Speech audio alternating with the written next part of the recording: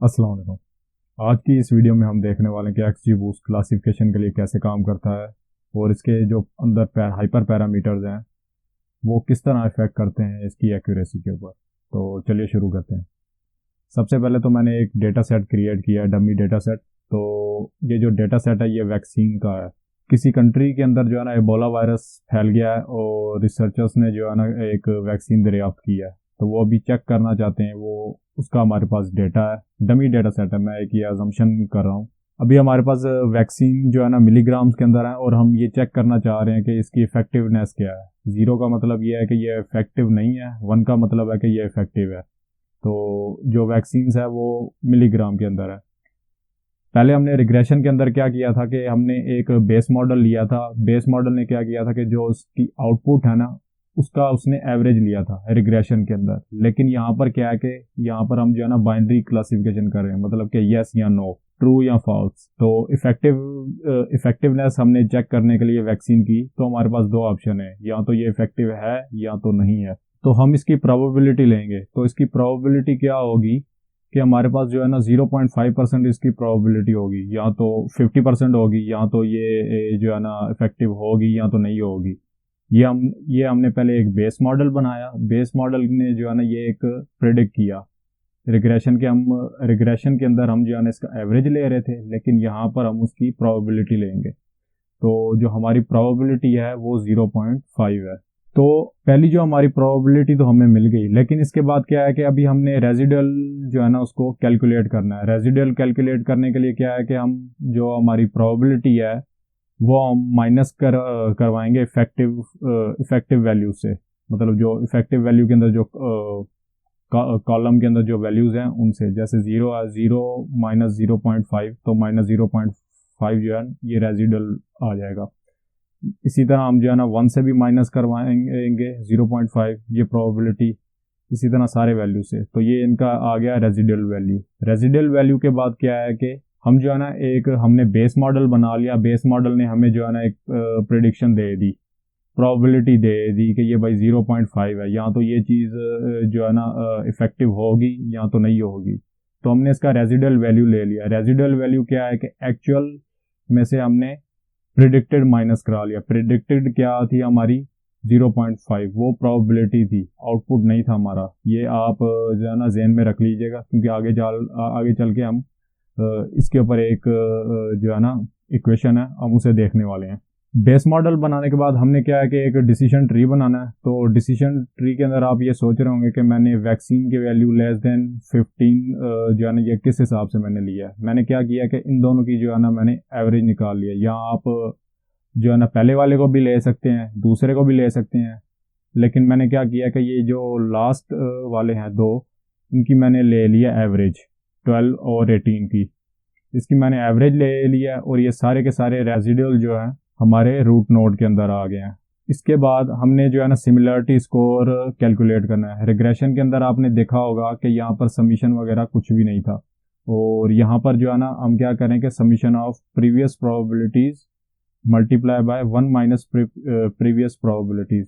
Regression के अंदर ये था कि नंबर ऑफ रेजिडुअल्स कितने हैं, लेकिन जो यहाँ पर हमारी प्रीवियस प्रोबेबिलिटी है जो हमारे बेस मॉडल ने बनाई है वो हमारी प्रीवियस प्रोबेबिलिटी है, और लैम्डा जो है ना वो हमारा हाइपर पैरामीटर है रेगुलराइजेशन के लिए। तो अभी हम जो है ना यहाँ पर बाय डिफॉल्ट जो है ना हम ले रहे हैं लैम्डा को 0 ले रहे हैं। आप 1 भी ले सकते हैं, लेकिन वो आगे चल के मैं बताऊंगा कि अगर हम 1 लेते हैं तो उसका एक्यूरेसी के ऊपर क्या फ़र्क आता है।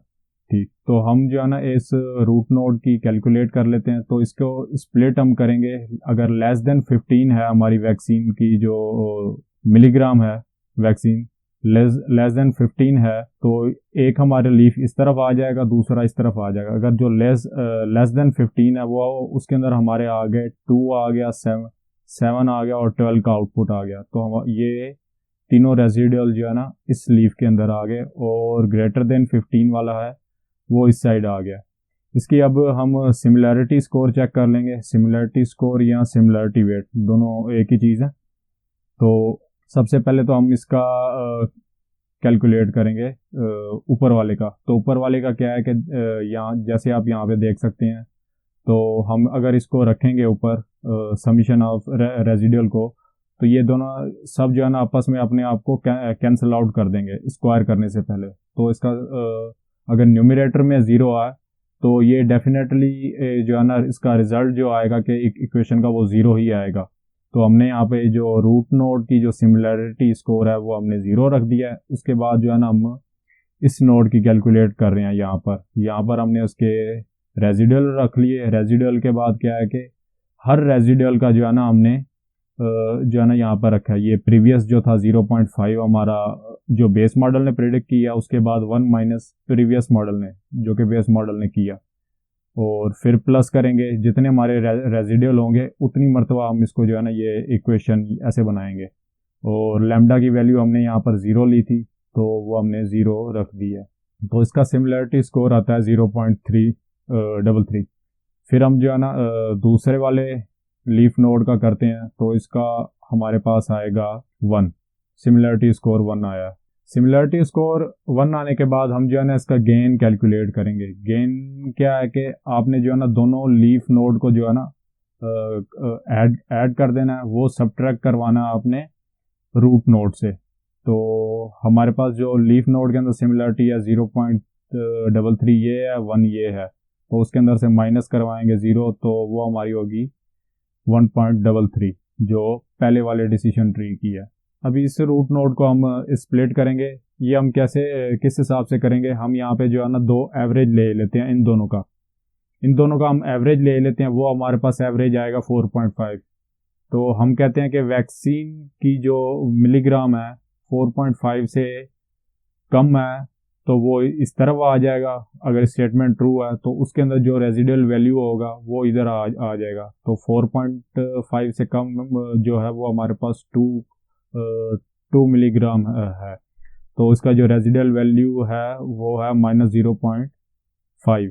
तो अगर हम 4.5 से ज़्यादा है तो वो हमारे पास हैं 2, वो हैं ये दोनों 7 और 12। 18 हम इसलिए नहीं ले रहे क्योंकि वो हमने पहले रूट नोड में ले लिया, ग्रेटर देन 18 है तो ये -0.4 इधर आ गया क्योंकि ये हमने जो है ना पहले ही स्प्लिट कर लिया था। इसकी हम सिमिलरिटी इन रूट नोड की और लीफ नोड की कर लेंगे कैलकुलेट। तो इसकी सिमिलरिटी आएगी 1, इसकी आएगी 2 और इसकी आएगी 0.33 जो कि हमने पहले प्रीवियस कैलकुलेट की थी। तो इसका भी हम गेन भी कैलकुलेट कर लेंगे। इसका गेन आएगा 2.66। आप देख रहे होंगे कि इस रूट नोड का पिछले रूट नोड से गेन जो है ना ज़्यादा है। तो आप जो है ना डिफरेंट स्प्लिट भी ट्राई कर सकते हैं। मैंने यहाँ पर इन दोनों का एवरेज लिया था, आप ये भी कर सकते हैं। अगर जिसका गेन ज़्यादा होगा वो वाली स्प्लिट जो है ना आगे फॉलो करेगा मॉडल। उसके बाद क्या है कि XG बूस्ट के अंदर जो है ना एक लिमिट होती है कि आप हर लीफ नोड के अंदर जो है ना एक थ्रेशोल्ड होता है कि कम से कम आप कितने रेजिडुअल जो है ना आप उसके अंदर रख सकते हैं। तो रिग्रेशन के अंदर ये होता है कि आप कम से कम 1 रख सकते हैं, और जो इसके अंदर है क्लासिफिकेशन के अंदर है वो भी आप 1 ही रख सकते हैं। और इस रेजिडुअल को कैलकुलेट करने के लिए मिनिमम जो है ना कितने होनी चाहिए, इसको हम कैलकुलेट किस तरह से करते हैं, कवर से करते हैं। कवर हमारा क्या है, जो हमने पहले सिमिलरिटी स्कोर पीछे जो है ना कैलकुलेट किया था उसका डिनोमिनेटर जो है ना सिर्फ डिनोमिनेटर माइनस लैम्डा को हम हटा दें और सिर्फ ये वैल्यू लें तो ये हमारा है कवर वैल्यू। ये हमें ये बताएगा कि हम जो है ना अपने लीफ नोड के अंदर, ये हमारा जो लीफ नोड है इसके अंदर हम कितने रेजिडुअल वैल्यूज को ले सकते हैं, ये डिटरमाइन करता है इस चीज़ को। तो बाय डिफ़ॉल्ट मैंने आपको पहले बता दिया कि बाय डिफ़ॉल्ट जो है ना हम कवर वैल्यू जो है वो 1 लेते हैं। लेकिन अगर हम इसको कैलकुलेट करते हैं यहाँ पर तो ये है 0.5 इंटू 0.5। यहाँ पर अगर हम रखें तो 1 minus 0.5 previous value base value के अंदर जो प्रोबेबिलिटी थी वो अगर हम रखेंगे 1 माइनस करेंगे तो 0.5 ये आ जाएगी 0.25 जो कि 1 से कम है। तो इसका मतलब कि हम ये जो नोड है नहीं ले सकते। इसके बाद हम दूसरे लीफ नोड की ट्राई करते हैं, वो है 0.5, वो भी 1 से कम है। और अगर हम रूट नोड की कैलकुलेट करें वो है 0.75, वो भी कम है। इसी तरह अगर हम सारों की कैलकुलेट करें तो हमारे पास जो है ना ऐसे इस तरह तो हमारे कोई भी रूट नोड ही सिर्फ बचेगा। इसका मतलब कि हमारा जो है ना ट्री चलेगा ही नहीं। तो इस चीज़ को टैकल करने के लिए हम क्या करते हैं कि यहाँ पे कवर वैल्यू को जो है ना हम लेते हैं 0, ताकि अगर हम 1 रखेंगे तो हमारा जो है ना डिसीजन ट्री आगे बढ़ेगा ही नहीं, वो रूट नोड पे ही होगा बस। तो यहाँ पर हम जो कवर वैल्यू है उसको 0 लेते हैं, लेकिन जो पाइथन के अंदर जो इसकी पैरामीटर है XGBoost के एल्गोरिथम के अंदर, उसको कहते हैं मिन चाइल्ड वेट, ये पैरामीटर है उसका कवर का। तो इसको हम वहां पर रखेंगे कवर इज इक्वल टू 0। तो इसके बाद जो है ना अभी प्रूनिंग टाइम है। प्रूनिंग का मैंने आपको पहले भी बताया था कि प्रूनिंग ये होती है कि अगर हम जो है ना चेक करते हैं कि कौन सा किस नोड के अंदर ज्यादा गेन है, किसके अंदर कम है। अगर यही चीज जो है ना आगे चल के हमारे जो है ना कैलकुलेशंस को, मॉडल की एक्यूरेसी को और प्रोसेसिंग स्पीड को, ये चीज जो है ना फास्ट करती है। तो प्रूनिंग करने के लिए हम चेक करते हैं कि gain minus gamma value. Gamma क्या है? हमारा हाइपर पैरामीटर है। हम गामा की वैल्यू जो है ना यहाँ पर ले रहे हैं 1। इस नोड की जो है ना हमारे पास गेन वैल्यू है 2.66 और इसकी जो गेन वैल्यू है जहाँ से हमने स्टार्ट किया था वो है 1.33। तो इसके अंदर से अगर हम गेन वैल्यू 1 माइनस करवाएं तो ये हमारे पास बचा है 1.66। मैंने आपको पहले बताया था रिग्रेशन की वीडियो में, अगर गेन माइनस गामा की वैल्यू जो है ना अगर पॉजिटिव आ रही है तो इसका मतलब कि हम उस ट्री को या लीफ को कट नहीं करेंगे। अगर नेगेटिव आ रही है तो उस लीफ को हम कट कर देंगे। उसके बाद हम दूसरे रूट नोड की जो है फर्स्ट वाले की, उसकी हम कैलकुलेट करते हैं तो वो आएगी 1.33 माइनस 1, तो वो आ गई हमारे पास 0.33। अगर हम गामा की वैल्यू को बढ़ाते हैं, पहले हमने लिया था आई थिंक 1.5, पहले हमने गामा की वैल्यू को लिया था 1 और अभी हम ले रहे हैं गामा की वैल्यू को 3 के चेक करने के लिए अगर हम गामा को बढ़ाते हैं तो क्या इफेक्ट पड़ता है। अगर हम गामा को बढ़ाते हैं तो -0.44, मतलब कि हम इस वैल्यू को कट कर देंगे अगर हम गामा के वैल्यू को रखते हैं। तो ये जो ट्री है या ये दोनों लीफ हैं और ये इसका रूट नोड है, तो ये हो जाएगा कट, प्रून हो जाएगा। अगर हम इसका कैलकुलेट करते हैं, इसका भी नेगेटिव है, इसका मतलब कि ये तो पूरे के पूरे डिसीजन ट्री को प्रून कर रहा है। तो यहाँ पर जो है ना बताने के मकसद ये है कि हम अपना जो गामा की वैल्यू है एक ऐसी सेट करेंगे कि वो जो है ना जो दूसरे वैल्यूज है ना पूरे के पूरे आगे वैल्यूज को काट ही ना दे, पूरे ट्री को जो है ना खत्म ना कर दे, ताकि इससे जो है ना हमारी प्रेडिक्शन के ऊपर बहुत असर पड़ता है। उसके बाद जो है ना मैंने आपको पहले बताया कि हमारे बेस की जो वैल्यू उसने प्रिडिक्ट की थी शुरू के अंदर वो थी 0.5। अब हम यहाँ पर जो है ना लैम्डा की वैल्यू हमने 0 रखी है और हम इसका जो है ना आउटपुट फाइंड करते हैं। इस लीव का आउटपुट हमारा क्या है, ये तो हो गया रेजिडुअल। इसको फाइंड करने के लिए क्या है कि हमारा सिमिलरिटी वेट वाला सेम फार्मूला है, लेकिन एक फर्क है, हम यहाँ पर स्क्वायर नहीं लेंगे। यहाँ पर हम स्क्वायर नहीं लेंगे, ये हमने सेम वैल्यू रखी -0.5 और सेम इसकी प्रोबेबिलिटी थी हमारे बेस मॉडल की जो प्रोबेबिलिटी थी 0.5, 1 - 0.5। तो ये इसका जो आउटपुट आया -2 आ गया। इसके बाद जो है ना हम दूसरे लीव्स की भी कैलकुलेट कर लेंगे। इस तरह इस लीव का आ गया 2 और इस लीव का आ गया -2। अभी हमने क्या करना है कि जो हमारा बेस मॉडल है वो थी उसकी प्रोबेबिलिटी, अभी हमने उसको एक नंबर में कन्वर्ट करने के लिए ऑड वैल्यू के अंदर कैलकुलेट करने के लिए क्या करते हैं कि हम लॉग ऑफ ऑड लेते हैं। लॉग ऑफ ऑड का ऑड वैल्यू होती है वैसे probability divided by 1 minus probability, फिर हम दोनों तरफ लॉग लेंगे। तो प्रोबेबिलिटी जो है ना हमारी बेस वैल्यू की है 0.5, वो होगी डिवाइडेड बाय 1 - 0.5 और इसका जो लॉग वैल्यू निकलेगा वो हमारा आएगा 0। मतलब कि जो बेस मॉडल जो है ना वो हमें बता रहा है कि जो वैक्सीन है सबकी 0 है। जब हम एवरेज ले रहे थे तब जो है ना वो वैल्यू उसकी बन भी नहीं रही थी, लेकिन हमारा जो बेस मॉडल था वो बता रहा था कि वो ज़्यादा है या वो उस वैल्यू से बहुत ज़्यादा डिफर कर रही थी। जैसे अब यहाँ पे आप देखेंगे ये सबको जो है ना कह रहा है कि जितनी भी हम वैक्सीन की जो है ना मिलीग्राम्स में दें, सब के सब जो है ना डोजेज जो है इनफेक्टिव है, अफेक्टिव नहीं है। तो इस चीज़ को कम करने के लिए हम क्या करते हैं कि रेजिडुअल के बेस के ऊपर जो है ना हम ट्रेनिंग करते हैं, रेजिडुअल को कम करने की कोशिश करते हैं। इसके बाद हमारे बेस मॉडल की जो है ना आउटपुट आ गई 0 और इसके बाद है हमारा अभी प्रिडिक्शन टाइम। अभी हम नया कोई जो है ना डेटा पॉइंट देते हैं और प्रिडिक्ट करने की कोशिश करते हैं। हमारी नई प्रिडिक्शन क्या होगी, सबसे पहले तो हमारा आएगा बेस मॉडल की प्रिडिक्शन, वो प्रोबेबिलिटी थी 0.5 और उसका हमने लॉग ऑफ ऑड वैल्यू जो है कैलकुलेट कर लिया, ऑड वैल्यू जिसे हम कह रहे हैं, वो प्लस करेंगे। उसके बाद हम उसके अंदर ऐड करेंगे लर्निंग रेट टाइम्स दी हमारा जो डिसीजन ट्री जो हमने बनाया है फर्स्ट वाला, उसका आउटपुट।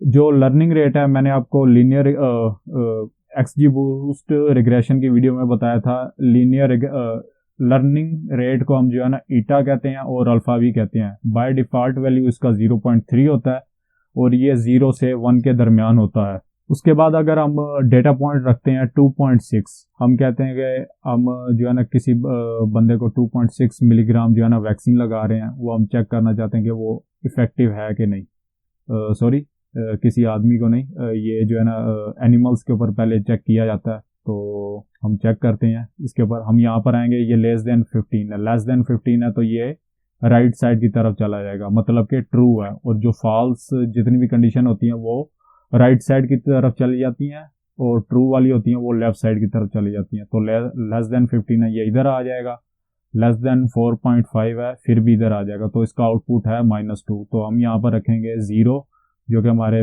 बेस मॉडल की आउटपुट थी वो 0 रखी, लर्निंग रेट हमारा 0.3 एंड ये जो इसकी आउटपुट है वो है -2, वो हमने रखी, ये आ गई -0.06। ये है प्रोबेबिलिटी। अभी हमने इस प्रोबेबिलिटी को इस वैल्यू को जो है ना हमने प्रोबेबिलिटी के अंदर कन्वर्ट करना है। वो हम क्यों कर रहे हैं, वो हम इसलिए कर रहे हैं क्योंकि हमने जो है ना बेस के अंदर, जब हमने शुरू के अंदर बेस वैल्यू का जो आउटपुट उसने किया था, प्रिडिक्ट किया था, वो उसने प्रोबेबिलिटी के अंदर किया था, क्योंकि हम यहाँ पर बाइनरी क्लासिफिकेशन कर रहे हैं 0 या 1, इस वजह से।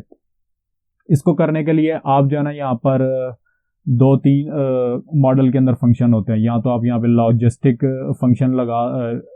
फंक्शन लगा सकते हैं, या सिग्मॉइड लगा सकते हैं, या कोई और लगा सकते हैं। तो जो लॉजिस्टिक फंक्शन होता है वो क्या आता है, ई रेज टू पावर, यहाँ पर हम जो है ना लॉग ऑफ ऑड्स लेंगे, ऑड्स वैल्यू का लॉग।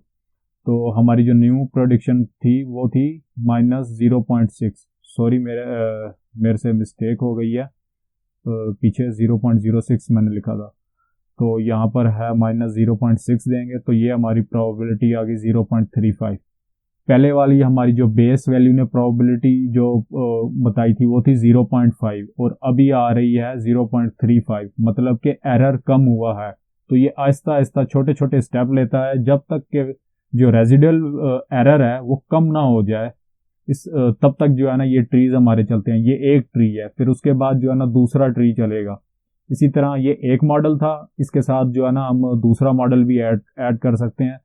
उसके अंदर क्या होगा कि ये बेस मॉडल होगा प्लस लर्निंग रेट और ये चीज़ हो गई, और जो है ना इसी तरह जो है ना मॉडल ऐड होते जाएंगे। तो जो पहले हमने रेजिडुअल जो है ना कैलकुलेट किया था वो था -0.5, और जब हमारी दूसरी बार जो प्रेडिक्शन आई जो अभी हमने कैलकुलेट किया वो आई है 0.35, और जो बेस मॉडल ने हमने पहले कैलकुलेट की थी वो मैंने यहाँ पर नहीं लिखी, वो थी 0.5।